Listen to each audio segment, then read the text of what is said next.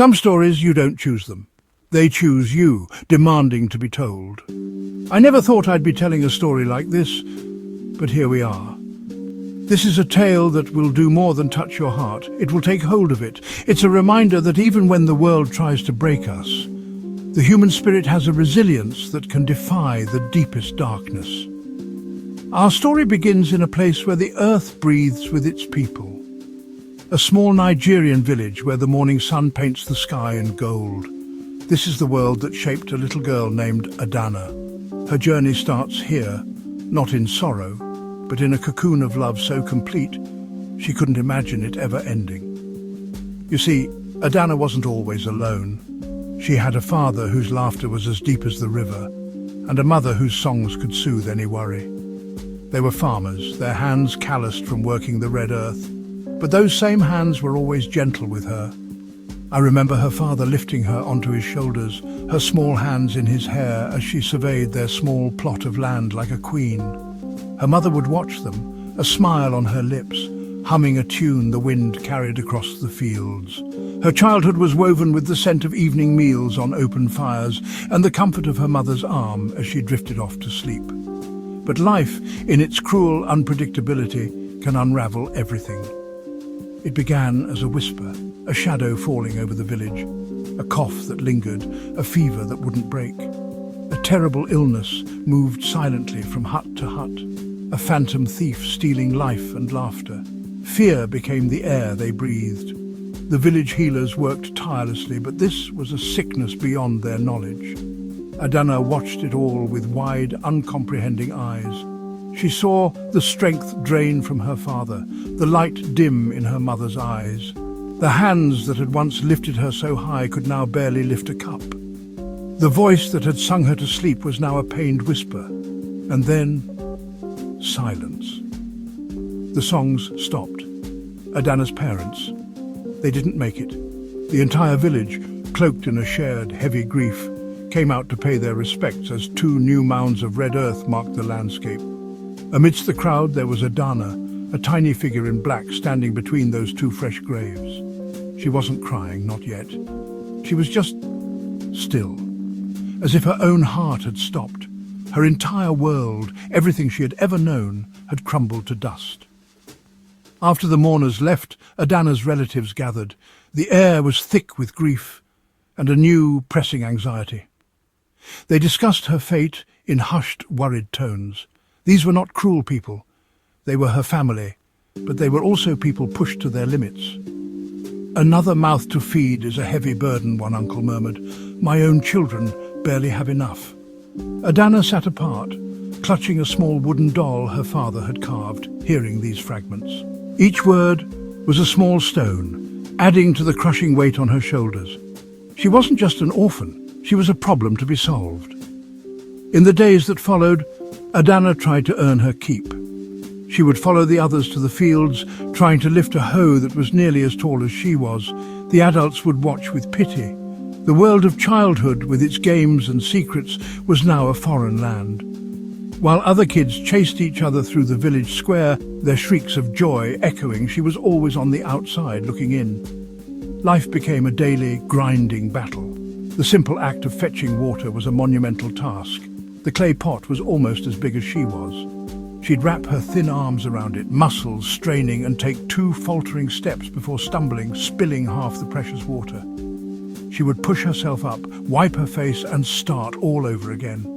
It was a heartbreaking cycle of determination and defeat, but it's always darkest before the dawn. That dawn came in the form of an old woman who found Adana by the roadside, exhausted. She simply knelt and offered Adana a piece of bread from her own meager meal.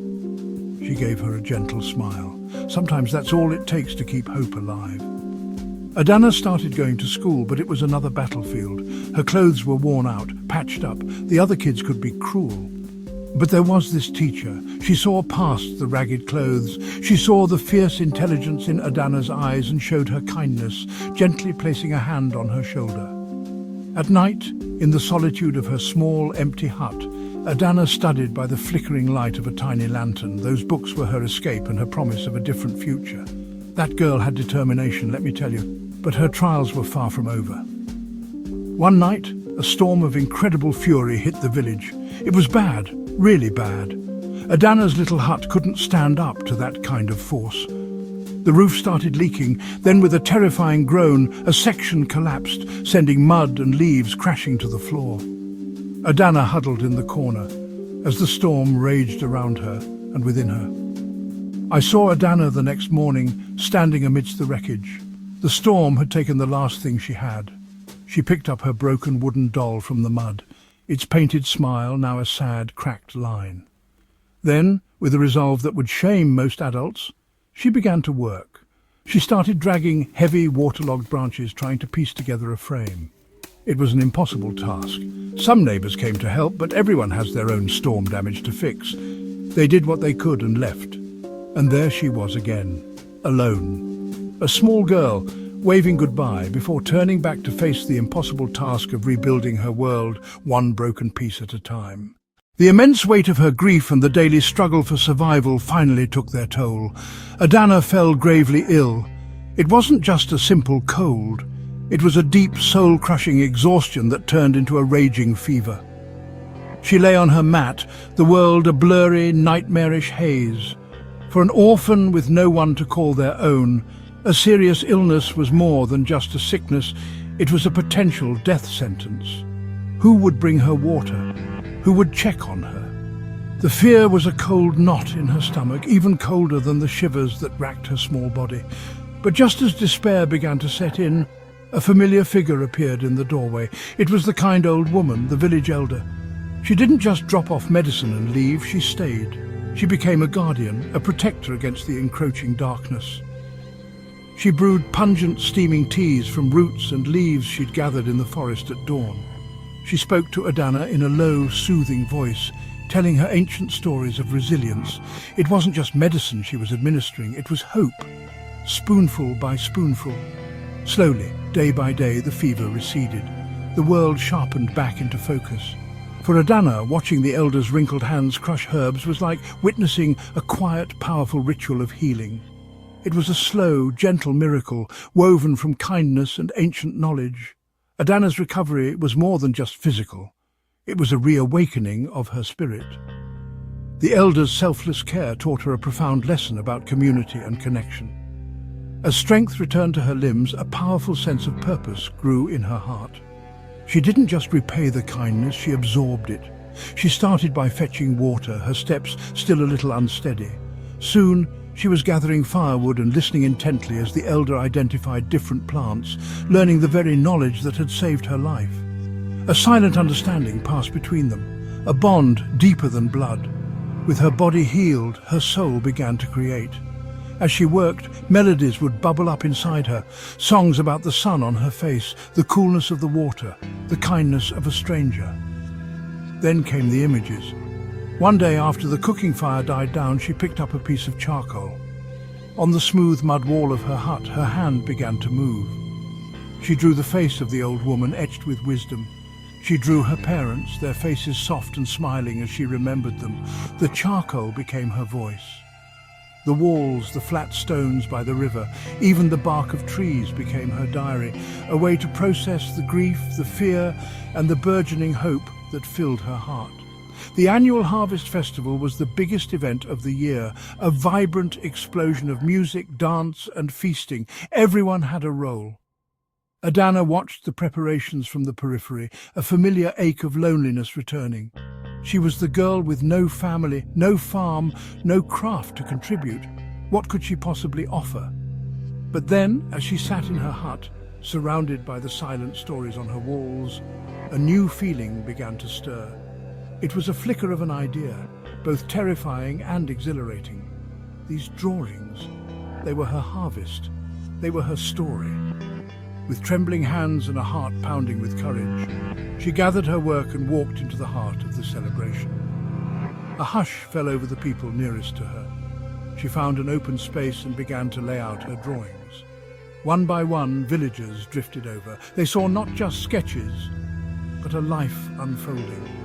They saw their own village, their own lives reflected back at them through her eyes. Whispers turned into murmurs of awe. In that moment, Adana wasn't the invisible orphan. She was a storyteller. She had taken her pain and transformed it into something beautiful, something that connected them all. She had found her place. Fate, it seems, has a way of finding the people it needs. One afternoon, a man named Mr. Chen, an art professor visiting from the city, was looking for traditional crafts. But what he found was something far more profound. He saw Adana's artwork laid out to dry and stopped, his breath catching. It wasn't just the skill that captivated him, but the raw, unfiltered emotion woven into every line.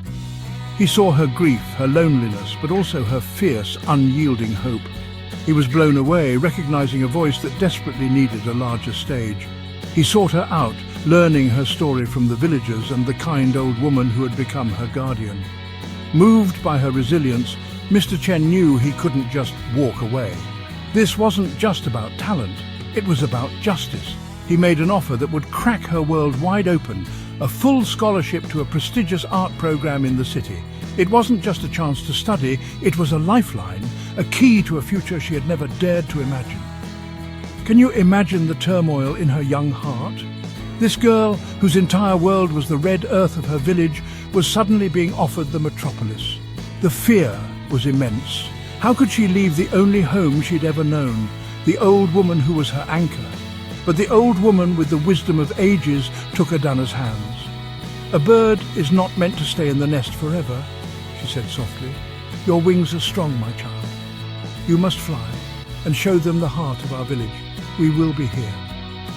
The day Adana left for the city was an event the village would speak of for years. The whole village turned out, not just to say goodbye, but to send her off with their blessings. They pressed small, meaningful gifts into her hands, a carved wooden bird, a pouch of familiar herbs, a brightly woven bracelet.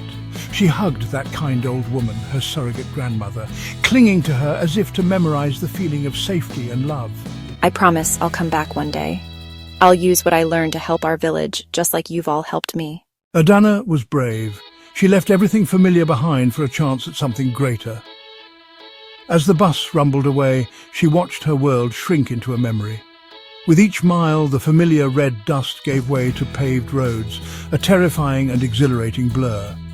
She was alone, but she clutched the small wooden bird in her pocket, a tangible link to the promise she had made. I can't show you everything that happened in the city, because the transformation was as much internal as it was external. The first few months were brutal. The city was a cacophony of noise and speed that felt cold and indifferent. In her classes, she felt like an imposter, her raw style clashing with polished techniques. There were nights she cried herself to sleep, the weight of her promise an impossible burden. But Adana persevered. She remembered the old woman's words. Instead of abandoning her roots, she leaned into them. It was like watching a butterfly emerge from a cocoon. Her art evolved, telling powerful universal stories through the specific lens of her village, her journey. She found a mentor who encouraged her to amplify her unique voice, not silence it. Through it all, she never forgot where she came from. Her breakthrough came at a student exhibition where a critic was mesmerized by a painting of the old woman's hands. With her first prize money, she sent a large sum back home, always staying connected through long letters. Years passed, and true to her word, Adana returned. She wasn't the same timid girl who left. She returned with confidence, with resources, and with a plan. But as she stepped off the bus, the sunlight and vibrant colours of her home greeted her with the same warmth, and she felt a profound sense of coming full circle. The first thing she did, she sought out the woman who had first shown her kindness. The old woman was much frailer now, her face a beautiful map of the years that had passed. Their embrace was a silent testament to love, loyalty, and a promise kept. She didn't just come to visit, she came to build. Using funds she had raised, she established the Baobab Art Centre, a place for village children to discover their own creativity. She started a foundation in her parents' name to support other orphans, ensuring they had education, healthcare, and a family within the community. She was determined to make sure no child felt as alone as she once did. From a lonely orphan to a beacon of hope for her entire community. This is what resilience looks like. Her journey wasn't just about escaping her circumstances, it was about transforming them for everyone. As I watched her planning her next project, a clean water initiative, I couldn't help but think, This is what it means to truly triumph. Her greatest masterpiece wasn't a painting hanging in a gallery, but the living, breathing, hopeful community she was building around her. Adana's journey shows us something powerful. It shows us that even in the darkest times, hope can survive. That kindness, no matter how small, can change a life. One person can lift up an entire community. So the next time you think you can't make a difference, remember Adana. Remember that every act of kindness can spark a transformation. Thanks for joining me on this incredible journey.